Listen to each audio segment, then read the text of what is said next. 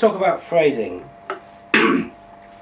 So, a lot of the time, when you've got a bit of experience playing the guitar, you've got your same old scales, your same old patterns that you play. So you'll sit down and you'll start. And when you've done that a million times, it gets a bit boring, so you want to think of a different ways of playing that's going to make you feel different and make you improve in your phrasing. So I've got a few different ideas that might help you.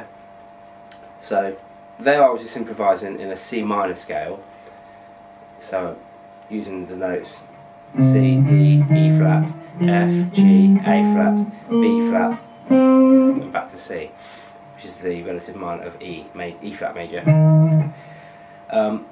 So what I was doing there was thinking about different things that I was going to play. So first thing I did was put my pick away, because as soon as I pick up my pick, I go into pick habits. You know, and you start playing linearly. A lot of guitar players, they play in straight lines. So up the neck, down the neck, up the neck, down the neck. You know, and that gets a little bit boring sometimes. You want to hear some different intervals and stuff like that. So here's a few things that you can try. So number one, I quite often will play on two different strings at the same time. So I might pick the D string and the B string. Okay, so I'll make sure that I'm playing two notes.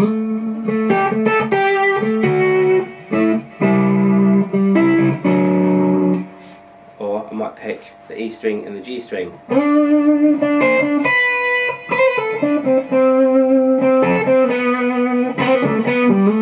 Etc. And then that way you're not always just thinking about going up and down, you're thinking about going across the guitar as well. Another thing you can do is, if I just want to play this note, rather than just play, I might go, so doing a little run, or even backwards. So doing some, a little run up to there. Alternatively, you might hit a note that's not in the key, so in the key of C minor. F sharp's not in the key, but you might want to come in with. So you start going from there to there, so it sounds a little bit out of key, but then it resolves itself. Alternatively, slides. So.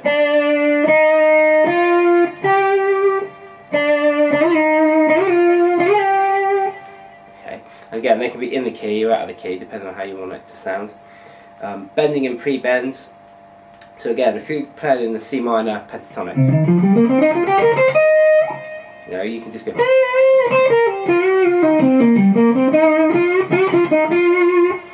Okay, but then again, that might be something you've played a million times. So try bending from notes that aren't in the pentatonic.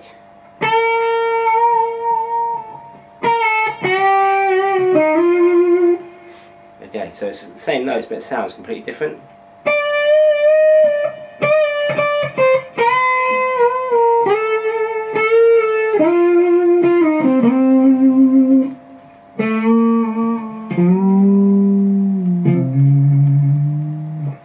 Okay, just pick different random notes. So, again, as I was talking about earlier, again, linear, so you'll notice I was doing some quite big intervals, so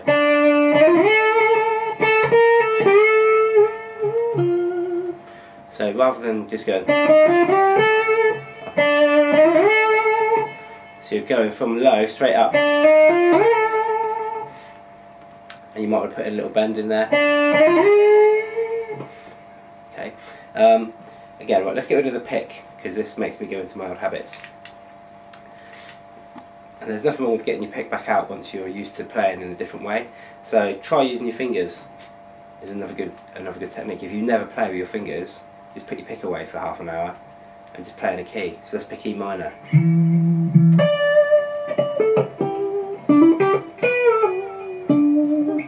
Okay, it will make you play in a totally different way, and you can't do your wee fast runs that you're used to doing. So it'll make you think about how can I get the same notes going, but without just picking stuff. Another thing you can do is give yourself a limit to how many notes you can play per string, and also give yourself a limit to how many consecutive notes you can play.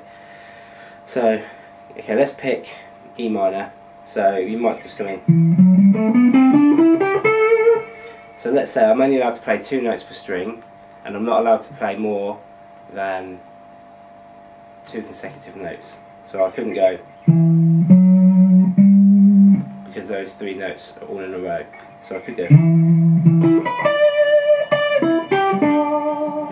because I'm not playing on consecutive notes and more than 2 on a string.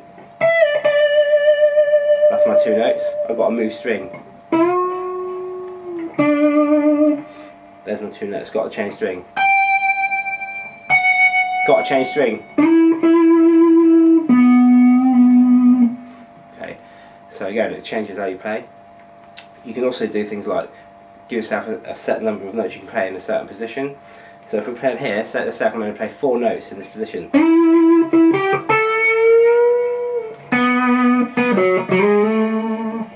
Okay, you have to move. You know, there's so many different things you can do.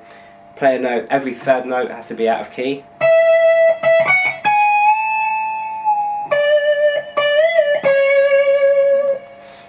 Okay, so just throw these little things in. So get yourself a couple of backing tracks, or just go on YouTube, which is what you're on now, get a couple of backing tracks and just try all these different things. So just get totally out of your normal way of playing, put your pick down, play with your fingers, or if you always play with your fingers, pick up a pick. If there's a sound you don't normally use, maybe try that. But just try all these little different techniques. Anyway, hope that helps.